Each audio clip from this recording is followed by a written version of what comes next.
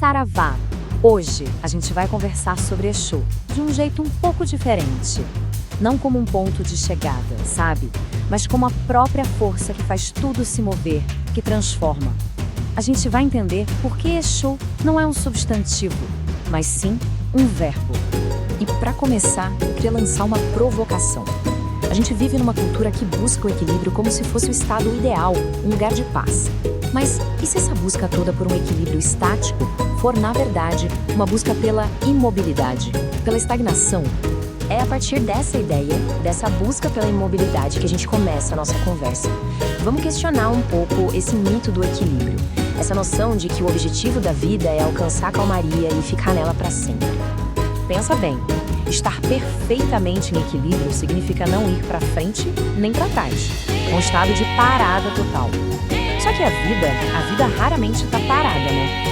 Essa busca sem fim pela quietude pode acabar fazendo a gente esquecer que o crescimento, a evolução, acontece no movimento. Para a gente entender melhor a importância que o desequilíbrio tem, vamos usar a imagem de uma balança. É uma metáfora bem simples, mas que mostra direitinho o papel fundamental do primeiro passo, do primeiro movimento. Tenta visualizar essa balança antiga de dois pratos. Eles estão ali, alinhadinhos, ponteiro bem meio. É o estado de equilíbrio perfeito. Mas e aí? Parada desse jeito? Qual a função dela? Nenhuma. Ela só ganha um propósito quando alguma coisa acontece, quando algo a tira do lugar. E aqui que a coisa muda de figura. Para a balança servir para alguma coisa, a gente precisa colocar um peso em um dos pratos. É esse ato, esse primeiro desequilíbrio que gera todo o movimento. Um prato desce, o outro sobe e, a partir daí, começa uma busca por um novo ponto de estabilidade.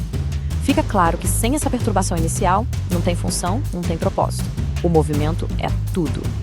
E é exatamente nesse ponto que a gente encontra Exu. Veja bem, ele não é o peso que a gente coloca na balança. Ele é a ação de colocar o peso. Exu é o verbo, é o movimento que tira as coisas do lugar, que provoca a mudança e que força a gente a encontrar um novo centro, um novo caminho. Ele é a própria dinâmica da vida em ação. Bom, a gente pode pensar que esse movimento todo, esse desequilíbrio inicial, soa meio caótico, né? Mas e se a gente olhasse para o caos não como algo ruim, mas como uma fase necessária, uma fase de transformação profunda? Olha que ideia interessante. Para a gente andar, para avançar, a gente precisa se desequilibrar a cada passo. A gente dá um passo, perde equilíbrio por um segundo e recupera logo em seguida. O nosso progresso é feito dessa dança constante entre perder e reencontrar o nosso eixo. O movimento é, por natureza, uma série de desequilíbrios. Agora imagina uma casa que ficou fechada por muito tempo. O chão está coberto de poeira, está tudo em equilíbrio, mas é um equilíbrio sujo, estagnado. Para enxergar o chão de verdade, para saber onde pisar, primeiro a gente precisa agitar o ar, levantar aquela poeira toda. Esse momento de caos, de perturbação, é o que traz a clareza para a gente poder dar o próximo passo com segurança.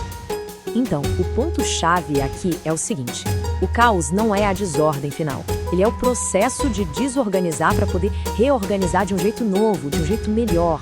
É aquele intervalo fértil onde a verdadeira transformação acontece, sabe? Fica entre um estado de equilíbrio que já não serve mais e um outro novo que a gente ainda vai construir.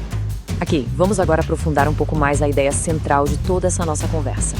Existe uma diferença gigantesca entre um acontecimento, que é estático, um substantivo, e uma ação, que é dinâmica, que é um verbo. Pega, por exemplo, a palavra queda. Como substantivo, a queda é um evento, um fato isolado, um ponto final. Mas como verbo, a coisa muda. Cair já implica um processo, um movimento que continua, em avançar e depois em levantar-se. Percebe a diferença? Um nos prende no passado, o outro nos impulsiona para o futuro.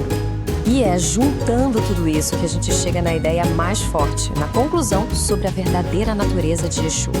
Essa é a grande sacada. Exu não é a encruzilhada em si, mas o ato de ter que escolher um caminho.